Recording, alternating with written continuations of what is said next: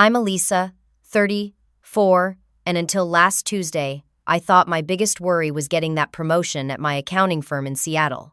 Then my phone rang. A stern voice from Wells Fargo informed me I was 4 months behind on a $523,000 mortgage. A mortgage I never signed for. When I finally traced the paperwork, I discovered my own parents had forged my signature to secure a loan for my sister Amanda's luxury home. Their response when confronted? Pay for her. It's your duty as family. If you're watching this from a place where family respects boundaries, drop a comment below and subscribe to see how I turn this betrayal into the best decision of my life. Growing up as the eldest daughter in our family of 4, I always felt the weight of expectations. From an early age, I understood that hard work and discipline were the only paths to success. By 16, I was juggling advanced placement classes and a weekend job at the local bookstore. I saved every penny for college, determined to build a future through my own efforts. My parents, Harold and Margaret, were decent people but never particularly supportive of my ambitions. They provided a roof and meals, but emotional encouragement was scarce in our household. Meanwhile, my younger sister Amanda, 5 years my junior, experienced an entirely different childhood. While I was learning to be self-sufficient, she was being coddled and pampered. If Amanda wanted new clothes, they appeared. If her grades slipped, tutors were hired. If she cried about chores, someone else would handle them, usually me. The contrast in our upbringing wasn't subtle. It was glaring and painful. Elisa, you're stronger. You can handle more, my mother would say whenever I questioned the disparity. Amanda needs extra support. She's sensitive. This narrative shaped our family dynamic for decades. By 22, I had graduated with a degree in accounting, carrying $35,000 in student loans that I paid off within 5 years through disciplined budgeting and overtime work. Amanda, meanwhile, dropped out of 3 different college programs, each time with my parents covering the lost tuition and expenses. The pattern continued into our 20s. When Amanda totaled her first car, my parents bought her a new one. When she maxed out credit cards, they paid them off. When she wanted to travel to Europe after another failed semester, they funded her finding herself journey. And at every holiday gathering, they would subtly or not, subtly suggest that I, as the successful one, should help my sister financially. You know, Elisa, your sister really admires that designer purse of yours, my mother once whispered during Christmas dinner. It would mean so much to her if you got her one too. She's been having such a hard time lately. That hard time was self-inflicted unemployment after quitting a perfectly good receptionist position because her boss expected too much. I politely declined. This earned me weeks of cold shoulders and passive-aggressive texts from both my parents and Amanda. By 30, I had established firm boundaries. I purchased my own modest but comfortable two-bedroom condo in a nice Seattle neighborhood. I advanced to senior accountant at Westbrook Financial Partners, earning a reputation for meticulous work and reliability. I started dating Michael, a software engineer who understood family complexity, having navigated his own challenging relationship with divorced parents. You're not wrong to protect yourself, Michael assured me, after witnessing a particularly tense family dinner where my parents suggested I loan Amanda $8,000 for a business idea she had. The business was selling homemade candles online, something she had tried and abandoned twice before. The distance between us widened further when Amanda met and quickly married Jake Thornton, a charming but perpetually unemployed entrepreneur with grand ideas, but no follow-through. My parents welcomed him enthusiastically, seeing only his smooth talk about future millions, not the string of failed ventures and unexplained gaps in his resume that concerned me. After Jake entered the picture, the financial requests escalated. First, it was money for their elaborate wedding. Then, help with rent for a luxury apartment they couldn't afford. Later, investments in Jake's nebulous business ventures. Each time I refused, I became more solidified as the selfish sister in family mythology. Our communications dwindled to obligatory birthday calls and occasional family gatherings that I attended with diminishing frequency. At 34, I had built a life I was proud of, a growing investment portfolio, a fulfilling career where I was on track for partnership, and a solid relationship with Michael, who had recently hinted at marriage. I maintained minimal contact with my family, not out of spite, but self. Preservation. Little did I know that while I was building my independent life, my family was secretly planning to make me financially responsible for theirs. Tuesday started like any other workday. I arrived at my office on the 15th floor of the Westbrook Tower at 7:30, coffee in hand, ready to tackle the Henderson audit. The morning passed in a productive blur of spreadsheets and client calls. At lunch, I was reviewing quarterly projections when my phone rang, displaying an unknown number with a local area code. "Hello, this is Elisa speaking," I answered, balancing my phone while highlighting a discrepancy in the report. "Good afternoon, Miss Williams. This is Laura Thompson from Wells Fargo Home Mortgage Division." The woman's voice was professional, but had an underlying edge that immediately caught my attention. "I'm calling regarding your mortgage payment, which is now 4 months overdue." I stopped highlighting. "I'm sorry, there must be some mistake. I don't have a mortgage with Wells Fargo. My condo loan is through Seattle Credit Union." There was a pause and the sound of keyboard clicking. "According to our records, you are the primary holder on a mortgage for a property at 1527 Lakeside Drive in Bellevue. The original loan amount was $523,000 issued on March 15th, 2 years ago." My stomach tightened. "That's impossible. I've never purchased property in Bellevue, and I certainly don't have a $500,000 mortgage anywhere." "Miss Williams, this is a serious matter." Laura's tone hardened. "The account is now 120 days delinquent. If payment isn't received within 10 business days, we'll have no choice but to begin foreclosure proceedings."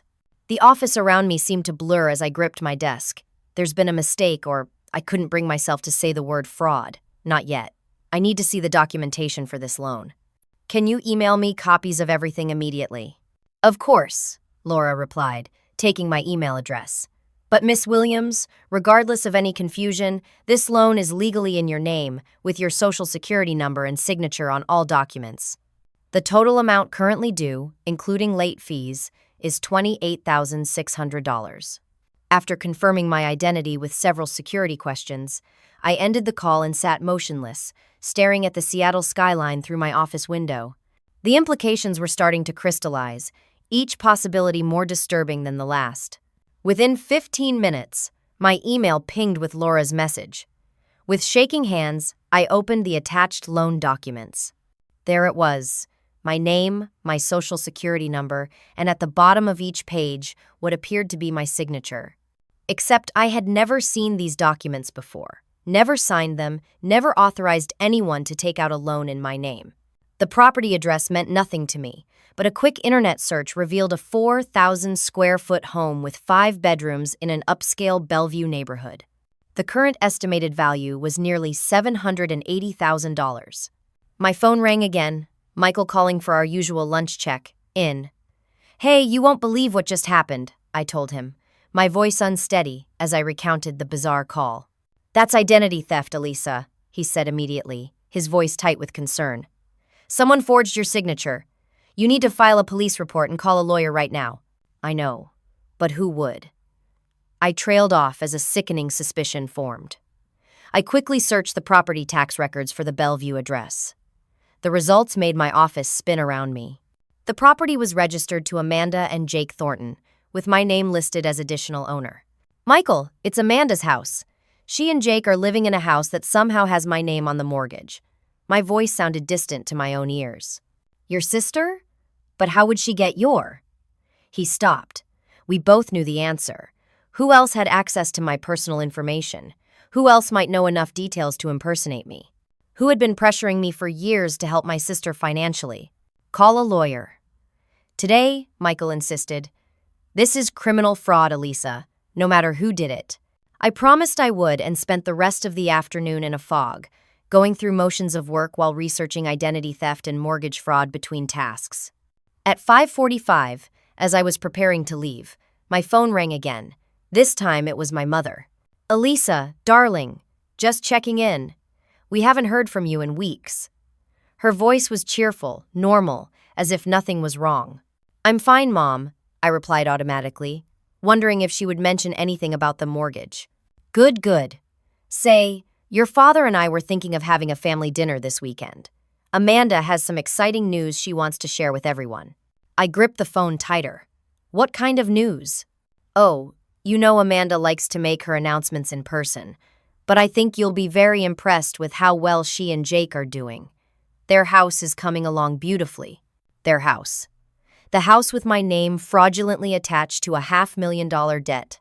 I closed my eyes, fighting for composure. I'll try to make it, I lied, knowing confrontation would come soon enough, but not over the phone. I need to go now, Mom. Busy day. Of course, dear. We're so proud of how hard you work. See you Sunday at 6. As I ended the call, I realized my mother's voice hadn't contained a trace of guilt or concern. Either she was an Oscar-worthy actress, or she genuinely didn't see anything wrong with what they had done. By 9 the next morning, I was sitting in the downtown office of Diana Carter, an attorney specializing in financial fraud cases. Her credentials were impressive, but it was her direct, no-nonsense manner that immediately put me at ease. She didn't sugarcoat the situation. Based on these documents, someone has committed serious fraud, she said, reviewing the loan paperwork I'd forwarded. The forgery is decent but not professional. Look at the loop on this L compared to your actual signature. She placed the documents side by side, and the differences, though subtle, were unmistakable. What happens now? I asked, still processing the reality that my own family had stolen my identity. We have several steps to take immediately. First, we'll file a report with the police and the FBI's Internet Crime Complaint Center. Second, we'll send formal letters to the credit bureaus to dispute this debt and any other potentially fraudulent accounts. Third, we need to confront the parties involved. I grimaced at the last part. That would be my parents and sister. Diana's expression softened slightly, but her tone remained firm.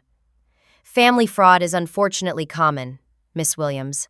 People think because it's family, normal rules don't apply.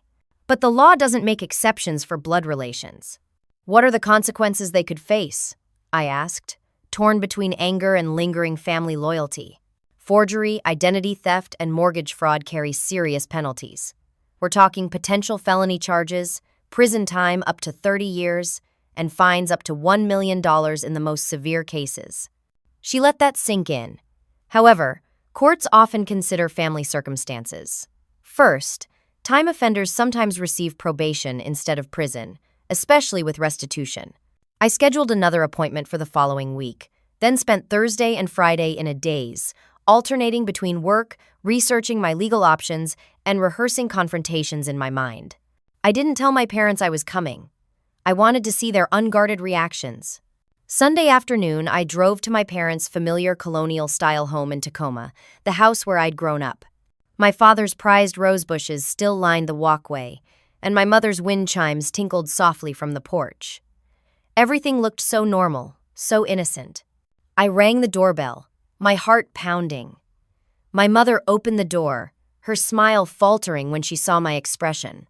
"Elisa, you're early. We weren't expecting you for another hour." She glanced nervously over her shoulder. Come in. Come in." My father was watching baseball in the living room, and Amanda and Jake weren't there yet. Perfect. I needed to confront my parents first. "Mom, Dad, we need to talk," I said, declining the offer to sit.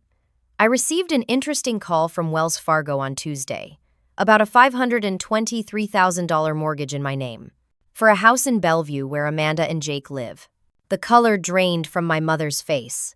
My father muted the TV, his expression unreadable.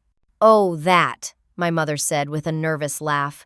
"We were going to discuss that with you today, actually. It's just a formality, dear." "A formality?" I repeated incredulously. "Forging my signature on loan documents is a federal crime, Mom." "Now hold on," my father interjected, standing up. "No one forged anything. We simply helped Amanda secure the home she deserved." "By putting my name on the loan without my knowledge? That's the definition of forgery, Dad." "You wouldn't have agreed if we'd asked," my mother said, as if this justified everything. And Amanda needed that house. The school district is excellent for when they have children, and the neighborhood has such good property values. I stared at them, unable to comprehend their twisted logic. "So you committed fraud because you knew I'd say no to $500,000 of debt for a house I don't live in?" The front door opened then, and Amanda waltzed in with Jake following behind. She froze when she saw me. "Elisa, you're early." Her eyes darted to our parents. "What's going on?" "We're discussing the mortgage for your house," I said coldly, the one with my forged signature on it. Amanda's face crumpled into a familiar pout. It wasn't like that. Mom and Dad just helped with the paperwork because the bank was being difficult about Jake's credit score. Difficult? Jake chimed in, his voice indignant. They were discriminatory. Just because of a few business setbacks and some late payments, they wanted to charge us ridiculous interest. Your parents found a creative solution. A creative solution? I repeated, the words tasting bitter. You mean criminal fraud that could send them to prison and destroy my financial future? Don't be so dramatic, Amanda snapped. It's just a signature on paper. We're making the payments. Except you're not, I countered. The bank called because the loan is 4 months delinquent. They're threatening foreclosure. Silence fell. Jake suddenly became very interested in his shoes. My parents exchanged worried glances. There have been some temporary cash flow issues, my father finally admitted. Jake's new venture is taking longer than expected to generate returns. And you didn't think to tell me that my credit was being destroyed? I demanded. We were handling it, my mother insisted. Your father was going to make a payment this week. With what money? I asked, knowing their retirement savings were modest. More uncomfortable silence. Look, my father said, his voice hardening. Family helps family. Amanda and Jake needed this house, and your credit score was strong enough to secure the loan. You should be happy to help your sister. Happy to help? I couldn't believe what I was hearing. You committed fraud in my name, and now you're telling me I should pay for it? It is your duty as the successful one, my mother said firmly. Amanda deserves the same opportunities you've had. Amanda nodded, tears welling in her eyes. I've never had anything as nice as you have, Elisa. Is it so wrong to want a beautiful home? I looked at my sister, her designer clothes, her manicured nails, her entitled expression, and something inside me hardened. What I have, I earned. Every penny. I worked through college. I paid my own student loans. I saved for my down payment. I don't owe you a luxury home. So selfish, Amanda spat. You've always been jealous of me. Now you're trying to ruin everything just because you can't stand to see me happy. I'm selfish? I laughed incredulously. You're living in a house you can't afford, that was obtained by committing a crime against me, and I'm selfish for objecting? My father stepped forward, his face flushed with anger. Enough! The deed is done. The question is what happens now. If you go to the authorities, you'll tear this family apart. You did that when you stole my identity, I replied, my voice shaking. I came here hoping there was some explanation, some misunderstanding. But you're not even sorry. Of course we're sorry you found out this way, my mother said, missing the point entirely. But now that you know, you can properly take responsibility. With your salary, you could easily cover the payments until Jake's business takes off. I stared at them, these people who had raised me, who now viewed me as nothing more than a financial resource for their favored child. You want me to pay for a house I never agreed to buy? Because you committed fraud to get it? It's what family does, my father insisted. We take care of each other. Apparently not all family members, I replied, moving toward the door. I'm filing a police report tomorrow. You should all get lawyers. You wouldn't dare, Amanda shrieked. They could go to jail. They should have thought of that before committing a federal crime, I replied, my hand on the doorknob. My father's face darkened. If you do this, you're no longer part of this family. Don't come crying to us when you're alone with your money and your precious career. I looked at him, this man whose approval I'd sought for decades, and felt nothing but pity. I stopped being part of this family the moment you decided to sacrifice my future for Amanda's luxury home. I walked out, shaking but certain. In the car, I finally let the tears come. Not for the family I was losing, but for the family I had never truly had. The morning after confronting my family, I called in sick for the first time in 3 years. Instead of going to work, I drove to Bellevue to see the house my identity had been stolen to purchase. I parked across the street, staring at the imposing 2-story home with its manicured lawn and 3-car garage. From online listings, I knew it featured 5 bedrooms, 4.5 bathrooms, a gourmet kitchen with marble countertops, a home theater room, and a backyard complete with a swimming pool and outdoor kitchen. All purchased with my stolen credit. As I sat there, a luxury SUV I recognized as Jake's pulled out of the driveway. He didn't notice me in my modest sedan. Moments later, Amanda emerged in yoga attire, placing a mat under her arm before climbing into her white BMW convertible, another expense I wondered how they afforded. After they left, I drove to a coffee shop and opened my laptop. My lawyer had advised me to check my credit reports immediately for other potentially fraudulent accounts. What I discovered sent ice through my veins. In addition to the mortgage, there were 3 credit cards opened in my name within the past 18 months that I'd never applied for. The combined balance was over $47,000. The purchase histories told a damning story. Designer furniture for their house, a vacation to Bali, electronics, jewelry, clothing from high-end boutiques. They had been living a lavish lifestyle entirely on stolen credit, my stolen credit. The lowest blow came when I saw charges for a fertility clinic. Amanda and Jake were apparently planning to bring a child into their house of cards. My phone rang, another unknown number. "Hello, this is Elisa Williams," I answered cautiously.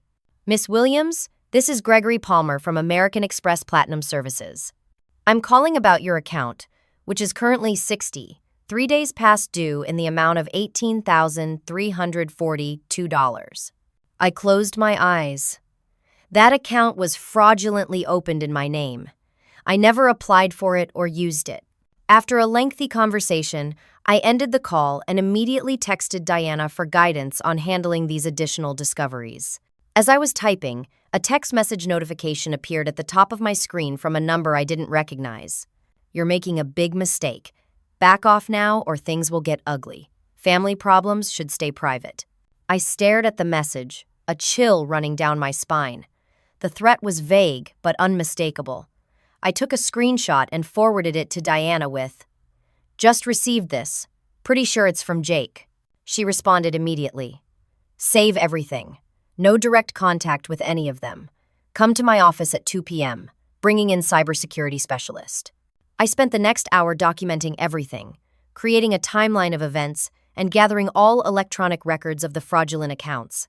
As I worked, another realization struck me. If they had accessed my personal information for these accounts, what else might they have accessed? My investment accounts? My tax returns? My health insurance? When I arrived at Diana's office, she introduced me to Kevin Zhang, a cybersecurity expert who specialized in identity theft cases. His assessment was blunt. "Based on what I'm seeing, this isn't amateur hour," Kevin explained, reviewing my documents. The credit cards were opened methodically, spaced out to avoid triggering fraud alerts. The mortgage application was sophisticated enough to pass bank scrutiny. Someone knew exactly what they were doing. "My father was a bank manager before he retired," I said quietly. "He'd know the system." Diana nodded grimly. "That explains a lot. This level of identity theft takes knowledge and planning. It wasn't a one-time, desperate measure. It was a calculated scheme." Kevin continued his analysis. "The total financial exposure here is approximately $600,000. The mortgage is the biggest liability, but these credit cards could also result in judgments against you if not addressed, and there's no guarantee we've found everything yet." "How could they think they'd get away with this?" I asked, still struggling to comprehend the magnitude of the betrayal. "People who commit familial fraud often believe different rules apply to them," Diana explained. "They convince themselves it's borrowing, not stealing. They assume you'll eventually understand or that family loyalty will prevent you from pressing charges." "There's something else you should know," Kevin added, looking uncomfortable. "I did some preliminary background research on your brother, in-law, Jake Thornton. He's been named in 3 civil suits related to failed business ventures, and he has a suspended real estate license in Oregon following allegations of misrepresentation. This new information hit me like a physical blow. So he has a history of fraud? The cases were settled out of court, but yes, there's a pattern," Kevin confirmed, "and your sister has been his co-defendant in the most recent case." I sat back, trying to process everything. The picture was becoming clearer and more disturbing. This wasn't just my parents helping their struggling daughter with a house. This was a systematic exploitation of my good credit and financial stability by people who viewed me as nothing more than a resource to be tapped. As if on cue, my phone buzzed with a text from my mother. "Your father and I are disappointed in your reaction yesterday. We raised you to put family first." If you pursue this legally, you'll destroy everything. Amanda is devastated. Think about what you're doing. I showed Diana the message, and she shook her head. The manipulation is textbook. They're trying to make you the villain for objecting to being victimized. What do I do now? I asked, feeling both angry and exhausted. We move forward with the police report and formal complaints to the credit bureaus and financial institutions, Diana said firmly. We document the threats. And we prepare for the possibility of criminal charges against your family members. Will I be responsible for any of these debts? The question that had been haunting me. Not if we can prove fraud, which I believe we can, Diana assured me, but it will be a process, and potentially a public one. As I left Diana's office with a thick folder of paperwork and a list of immediate actions, my phone buzzed again. This time, it was a voice message from my father. Elisa, you need to stop this foolishness immediately. We're your parents. We have the right to expect your help. If you continue down this path, we will have no choice but to disown you. Is that what you want? To be alone? Think carefully about your next move. The threat should have hurt, but instead it crystallized everything. They saw me not as a daughter, but as a financial asset, one they felt entitled to exploit. And they were willing to discard me the moment I refused to comply. When I got home, I found a final shock waiting in my email.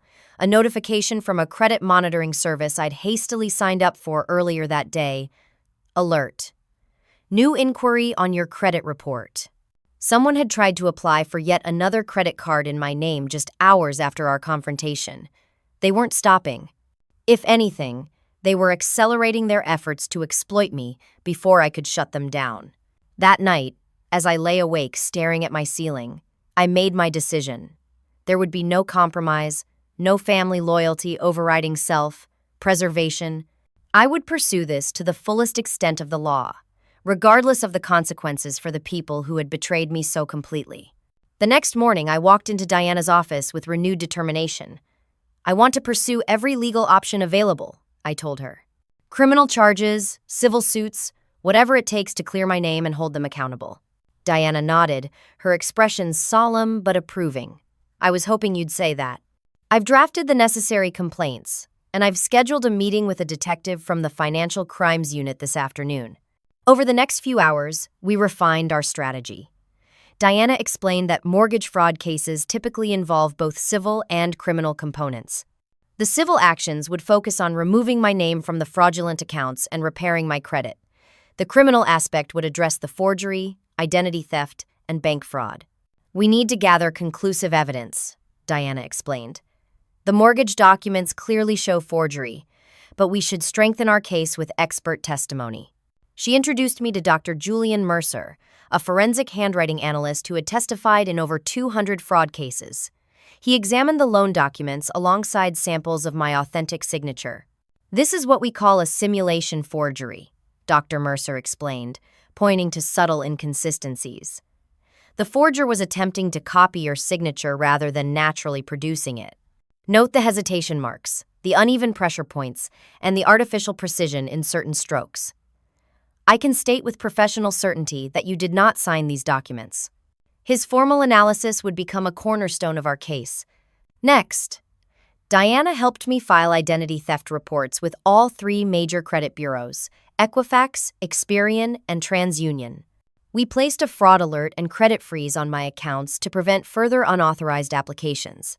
We sent formal dispute letters to Wells Fargo and the credit card companies, attaching the forensic analysis and police report. What about my current credit score? I asked, worried about the damage already done. It's taken a significant hit, Diana admitted. But once the fraudulent accounts are removed, we can work with the bureaus to restore it. The important thing is stopping further damage. That afternoon, we met with Detective Sarah Reeves from the Seattle Police Department's Financial Crimes Unit. She took my statement, examined our evidence, and explained the investigation process. Family fraud cases are challenging, Detective Reeves acknowledged. But they're also among the most prosecutable because the connections are clear and the paper trails are usually extensive. She assured me they would treat the case with appropriate seriousness. Identity theft isn't just about money, it's a violation of your personhood. We understand that. As we left the police station, I received a call from my boss, Thomas Westbrook. Word of my absence had prompted concerns. "Elisa, is everything all right? It's not like you to miss work without explanation." I took a deep breath and made another difficult decision: complete transparency. I explained the situation to Thomas, preparing myself for potential professional fallout. Instead, his response surprised me. "My sister did something similar to my parents," he revealed. "Not as extreme, but the same betrayal of trust. Take whatever time you need and let us know if the firm can provide any support. Your position is secure." His understanding lifted a weight I hadn't realized I was carrying. The next piece of our strategy involved hiring Ramirez Investigations, a private investigation firm specializing in financial fraud. Their job was to document Amanda and Jake's lifestyle and spending patterns, gathering evidence of their fraudulent use of my identity and credit. "We need to establish that they knowingly benefited from the fraud," Diana explained. "Their spending habits, employment history, and income versus expenditures will help demonstrate that." Within days, Carlos Ramirez delivered his preliminary findings. "Your brother-in-law has no legitimate employment we can identify," he reported. "Your sister works part-time as a yoga instructor at Bellevue Wellness Center, earning approximately $22 per hour for 10 hours weekly. That's less than $900 a month," I calculated quickly. "Their mortgage payment alone is over $3,000. "Exactly," Carlos confirmed. "We've documented numerous luxury purchases: a 65-inch television delivered last month, jewelry from Tiffany & Co., designer clothing. None of it aligns with their verifiable income." Meanwhile, my extended family began taking sides. Aunts, uncles, and cousins I rarely spoke with suddenly had strong opinions about my vindictiveness and greed. My mother had apparently launched a campaign portraying me as an ungrateful daughter persecuting her poor sister out of jealousy. The calls and messages ranged from gently persuasive to openly hostile. "Blood is thicker than water, Elisa. Can't you find it in your heart to forgive?" From my Aunt Patricia. "You always were a selfish little bitch. No wonder you're still single," from my cousin Robert. I blocked numbers and social media accounts as they came, focusing instead on the support I did have. Michael remained steadfast, accompanying me to meetings and helping research case precedents. My closest friends rallied around me once I shared what was happening. And surprisingly, my father's sister, Susan, reached out with unexpected solidarity. "Harold was always like this," Aunt Susan confided. "Even as children, he believed rules didn't apply to him. I'm sorry you're going through this, but I'm proud of you for standing up for yourself." 2 weeks into our legal battle, we filed a civil lawsuit against my parents, Amanda and Jake, claiming damages for identity theft, fraud, defamation, and emotional distress. Diana set the damages at $1 million, a figure she explained was partly strategic. "The high amount serves two purposes," she said. "First, it reflects the genuine severity of their actions and your potential long-term financial damage. Second, it creates leverage for settlement negotiations." The day after filing, we received our first communication from their attorney, William Preston, a family friend who had apparently taken the case as a favor. His settlement offer was insulting. Amanda and Jake would agree to sell the house within 6 months, and my parents would write a letter of apology in exchange for dropping all criminal and civil charges. Diana's response was swift and unequivocal. "My client rejects your offer.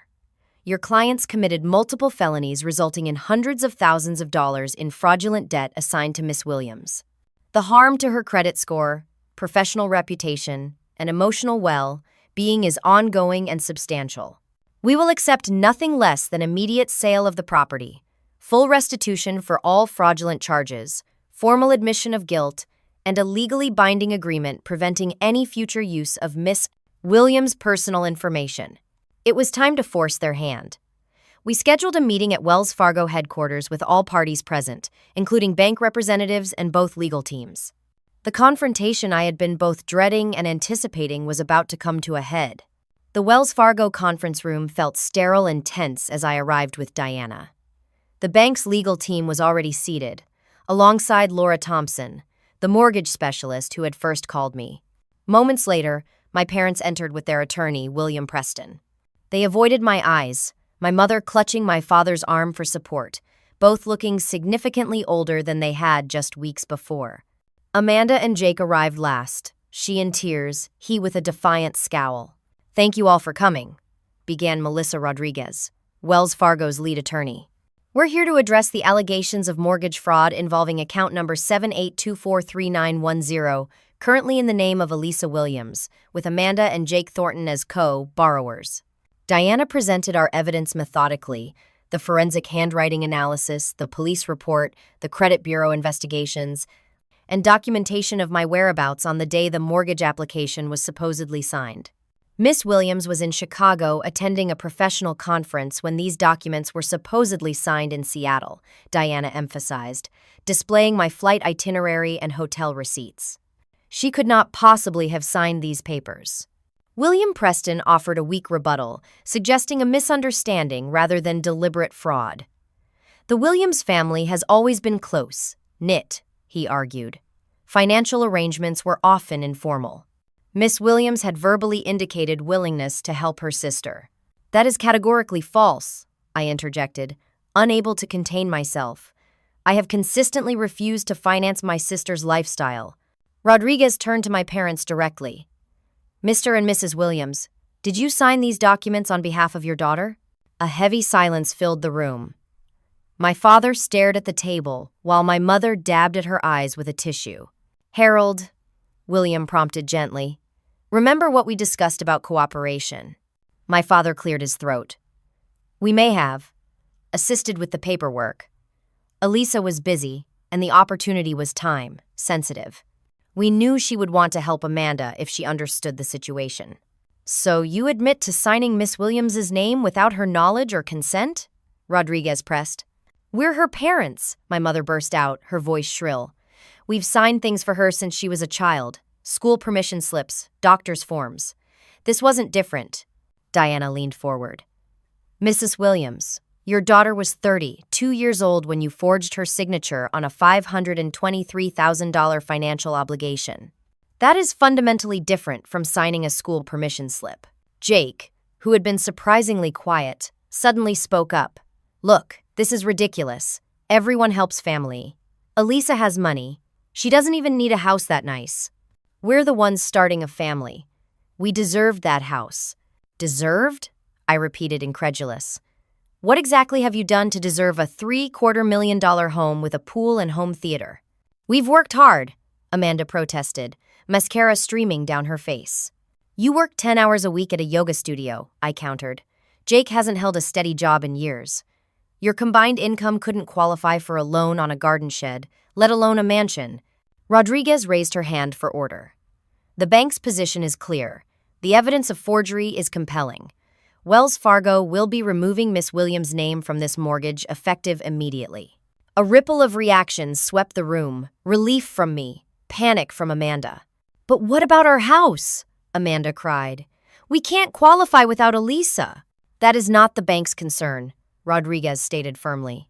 "Without Miss Williams as a co-signer, you will need to either refinance with another guarantor or sell the property to satisfy the loan."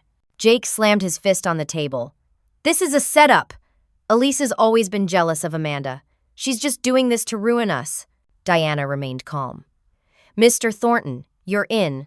Laws have admitted to forgery. The evidence is unambiguous. Additionally, we have documentation of 3 fraudulent credit cards opened in my client's name, carrying balances totaling over $47,000. She slid copies of the credit card statements across the table. "These accounts show purchases delivered to your address, including furniture items currently in your home. This constitutes not only identity theft, but receiving goods under false pretenses." The bank representatives exchanged glances. This was clearly expanding beyond a simple mortgage issue. "In light of these developments," Rodriguez said, "Wells Fargo will be conducting a full fraud investigation and cooperating with law enforcement." My father seemed to age another decade before my eyes. "Criminal charges, but we're family. This should be handled privately." "You forfeited privacy when you committed bank fraud," Diana replied. "However, my client is willing to discuss terms that might mitigate the legal consequences." This was the opening for our prepared offer. I took a deep breath and spoke directly to my family for the first time since entering the room. I'm willing to request leniency regarding criminal charges under the following conditions. First, the house must be sold immediately, with proceeds covering all fraudulent debts in my name.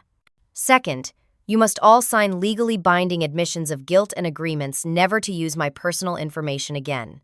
Third, Mom and Dad, you'll need to secure the remaining mortgage balance with your own home as collateral until the Bellevue property sells. Amanda gasped. You want us to sell our dream home? Where will we live? Somewhere you can actually afford, I replied evenly. Like everyone else has to do. This is extortion, Jake snarled, rising from his chair. No, Mr. Thornton, Rodriguez corrected him. This is extraordinarily generous given the circumstances. The alternative is criminal prosecution, potential incarceration, and civil judgments that would follow all of you for decades. The bank's security officer, who had been silently observing, moved slightly closer to the table at Jake's aggressive posture. Jake noticed and slowly sat back down. William Preston leaned over to consult with my parents in hushed tones. After a few moments, he addressed the room. My clients are prepared to accept these terms, with the condition that Miss Williams signs a non-disclosure agreement regarding this matter. Absolutely not, Diana responded immediately. My client has been the victim here. She will not be silenced about her experience. More whispered consultation. Then Preston nodded reluctantly. We accept the terms as stated. Amanda was openly sobbing now, while Jake stared at the wall, his jaw clenched. My parents looked defeated, the consequences of their actions finally sinking in. Over the next hour, we hammered out the details. The Bellevue house would be listed for sale within 1 week. My parents would provide a second mortgage on their Tacoma home as security. All parties would sign statements admitting to their roles in the fraud, which would be held by Diana's firm but not filed with the court unless the agreement was breached. As the meeting concluded, Detective Reeves, who had been waiting outside, entered the room. She informed my parents and sister that while I had agreed not to press charges if our settlement was honored, the district attorney would still review the case for possible prosecution. Financial crimes of this magnitude are taken very seriously, she explained. The decision to prosecute ultimately rests with the state, not the victim. This sobering reality seemed to finally break through their sense of entitlement. My father asked shakily if they should retain criminal defense attorneys. Detective Reeves advised them it would be prudent. As everyone gathered their belongings, my mother approached me, reaching for my hand. I stepped back. Elisa, please, she whispered. We're still your parents. We still love you. I looked into her eyes, searching for the mother I needed but had never truly had. Love doesn't steal from someone, Mom. Love doesn't destroy someone's financial future. Love respects boundaries. We were just trying to help Amanda, she insisted, clinging to her justification. No, I replied softly. You were trying to help Amanda at my expense. There's a difference. I walked out with Diana, feeling both drained and strangely liberated. The road ahead would be challenging, credit restoration, potential testimony if charges were filed, rebuilding my life without the family I was born into. But for the first time in memory, I was setting the terms of my own life, free from exploitation disguised as family obligation. Over the following weeks, the agreement proceeded as planned. The Bellevue house was listed and sold within a month in the hot market, though at slightly below asking price. The proceeds covered the mortgage and most of the credit card debt, with my parents contributing from their retirement savings to clear the remainder. The district attorney ultimately decided not to pursue criminal charges, citing my parents' age, clean prior records, and full restitution as mitigating factors. Amanda and Jake received 3 years probation and were required to complete financial counseling and community service. Throughout this period, the extended family drama continued. Some relatives maintained that I had overreacted to a simple misunderstanding. Others, learning the full extent of the fraud, apologized for their initial judgment. I distanced myself from those who couldn't respect my boundaries, while strengthening connections with those who supported me. The hardest moment came when Amanda and Jake moved out of the Bellevue house. I received a text message from Amanda, a rare moment of partial self-awareness. I never thought it would end like this. I still don't think what we did was that wrong, but I'm sorry it hurt you. Maybe someday you'll understand we were just trying to have the life we deserved. I didn't respond. Some chasms are too wide to bridge with words alone. 6 months after that fateful phone call from Wells Fargo, I sat in my condo reviewing my latest credit report. The fraudulent accounts had been removed, and my score was slowly climbing back toward its previous excellent rating. The practical consequences of the fraud were being resolved, step by step, but the emotional aftermath continued to unfold in more complex ways. In the immediate aftermath, I had cut off all contact with my parents and Amanda. The betrayal felt too raw, the violation too profound for casual family dinners or holiday gatherings. But as weeks turned to months, different emotions began to surface beneath my anger. Grief for the family I thought I had, sadness for the relationships that might have been, and eventually, a tentative openness to healing under new terms. The first small step toward reconciliation came unexpectedly. My father sent a handwritten letter, not defending their actions or asking for forgiveness, but simply acknowledging the harm they had caused. "I failed as your father," he wrote. "I violated your trust and put Amanda's wants above your basic rights. There is no excuse that justifies what we did. I am seeking therapy to understand why I made these terrible choices, and I hope someday you might be willing to speak with me again, even if things can never be the same."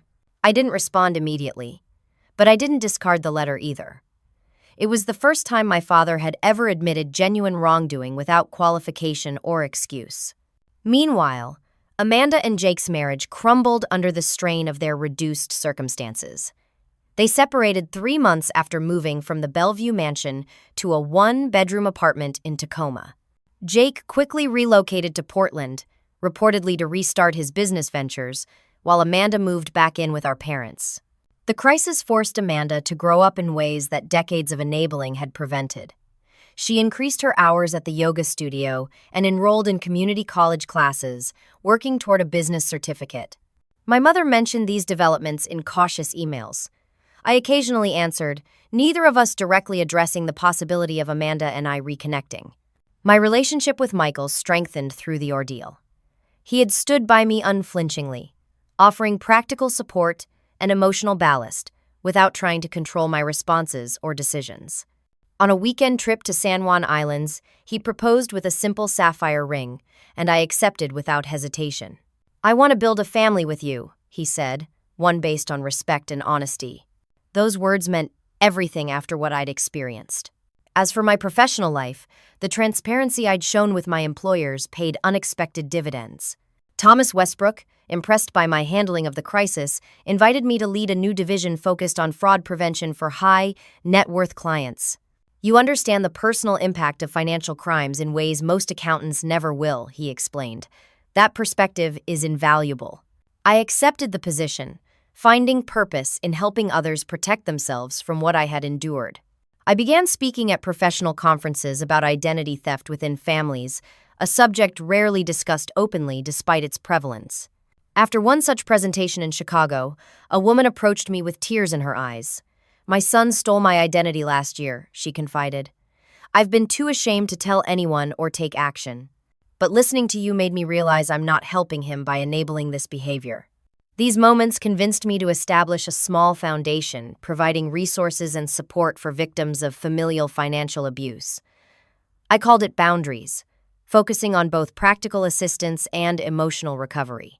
The most significant turning point in my family situation came 4 months after my engagement. My mother called, her voice tentative, asking if Michael and I would consider meeting her and my father for coffee in a neutral location. "Amanda won't be there," she assured me. "We've started family therapy, and our counselor suggested we try to speak with you, just the 4 of us."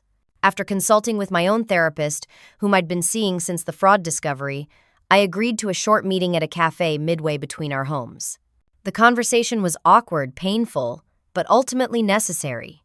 My parents didn't ask for immediate forgiveness or a return to normal relations. Instead, they listened as I explained how their lifetime of favoring Amanda had culminated in this ultimate betrayal. "We always thought we were balancing things out," my mother admitted.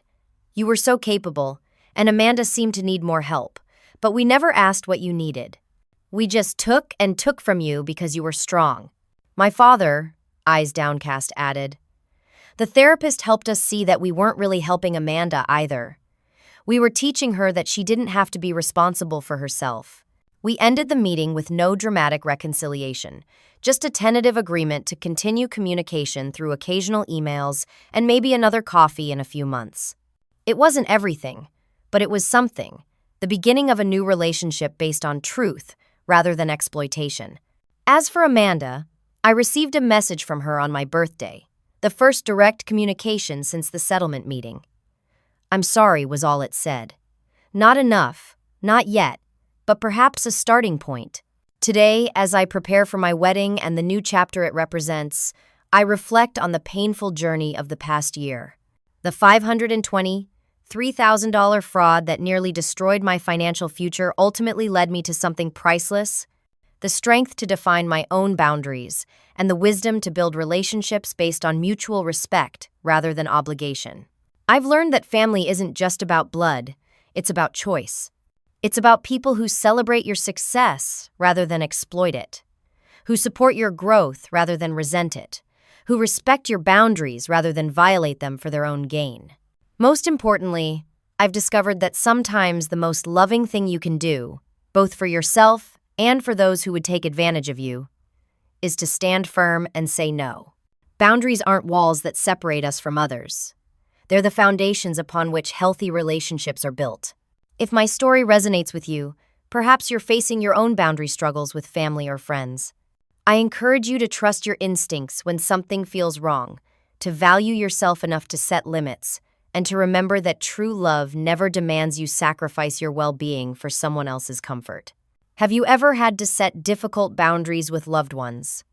Share your experience in the comments below. And don't forget to subscribe and hit that like button if this story helped you feel less alone. Thank you for listening to my journey, and I wish you strength in writing your own.